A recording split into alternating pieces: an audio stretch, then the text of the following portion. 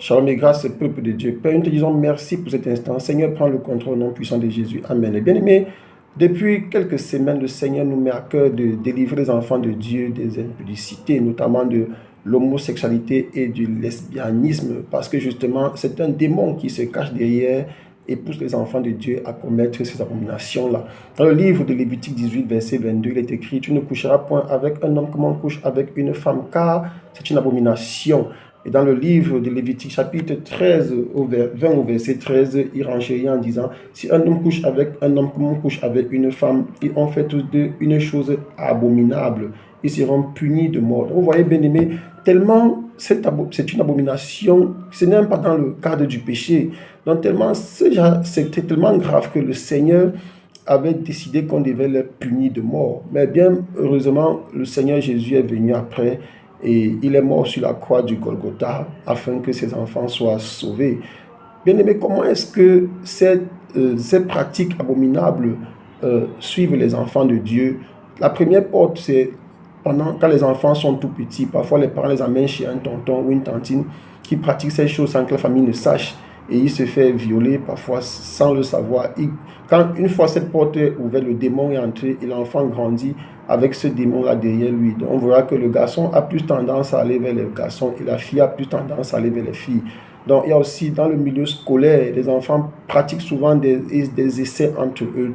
Parfois ils organisent des séances de tous et dans ces séances-là, on se rend compte que certains enfants font connaissance des choses qu'ils ne connaissaient pas, parmi lesquelles l'homosexualité et le lesbianisme, ouvrant ainsi la porte à ce démon-là qui vient les posséder pour toujours. Il y a aussi des enfants, une fois qu'ils sont dans le milieu du travail, on leur fait des propositions pour avancer et malheureusement pour eux, par la naïveté, ils acceptent cela et plus tard, ils se rendent compte qu'ils sont obligés d'aller avec des hommes, bien des femmes d'aller avec des femmes et ainsi de suite, et vivant une vie désormais contrôlée par le monde maléfique. Il y a aussi dans le milieu ecclésiastique, dans le milieu chrétien, il y a des hommes de Dieu qui ont perdu leur manteau et pour avancer, ils sont obligés de passer par ces pratiques abominables que Satan leur propose afin d'avoir le pouvoir de faire tout ce qu'on les voit faire pour la plupart sur les réseaux sociaux ou bien lors des grandes croisades qui sont aussi financées par des grands hommes tapis dans l'ombre. Il y a aussi ces grands hommes justement dans leur milieu. Il faut absolument cette pratique pour pouvoir avoir une place au soleil. Et on a vu tout récemment la fille d'un chef d'État qui brandissait sur les réseaux sociaux son conjoint qui est aussi une fille comme elle. Donc bien aimé, on comprend à quel degré l'abomination est élevée au point où dans certains pays même, les dirigeants ne se cachent plus. Donc il y a des pays où on nomme carrément des ministres, des premiers ministres qui sont homosexuels et qui se présentent tels quels. Dans un pays aussi où le système éducatif intègre déjà ces choses-là. Mais heureusement, Dieu est en train de venir détruire ces choses-là. Parce que nous ne pouvons pas vivre dans une société où nous voulons absolument corriger Dieu, corriger celui qui nous a créés. Donc bien aimé, toi qui veux être délivré de ces abominations, tu dois d'abord accepter le Seigneur Jésus-Christ comme Seigneur et Sauveur. Et si tu tiens à être délivré, sois cette brebis du Seigneur là qui entend la voix du Seigneur et le suivre. Il a dit: mes brebis entendent ma voix et me suivent. Donc répète après moi: Seigneur Jésus, je reconnais que tu es mort pour moi sur la croix du Golgotha.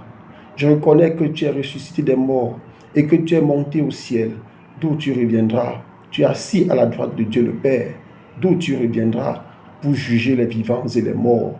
Seigneur Jésus, je t'accepte aujourd'hui comme Seigneur et Sauveur.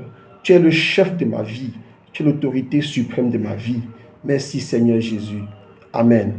Donc bien aimé, vous allez répéter cette prière de délivrance après moi. Et parfois le démon ne sort pas au bout d'une prière. Donc parfois vous devez répéter cette prière plusieurs fois. Et comme je l'ai dit, nous allons faire ce genre de vidéos plusieurs fois afin de délivrer les enfants de Dieu, parce que c'est une volonté parfaite du Seigneur du Tout-Puissant.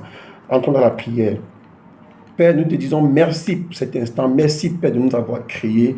Tu es le Dieu des dieux, tu es le roi des rois. Dans le livre de Luc chapitre 10, verset 19, tu nous as donné le pouvoir de marcher sur les serpents et les scorpions et sur toute la puissance de l'ennemi.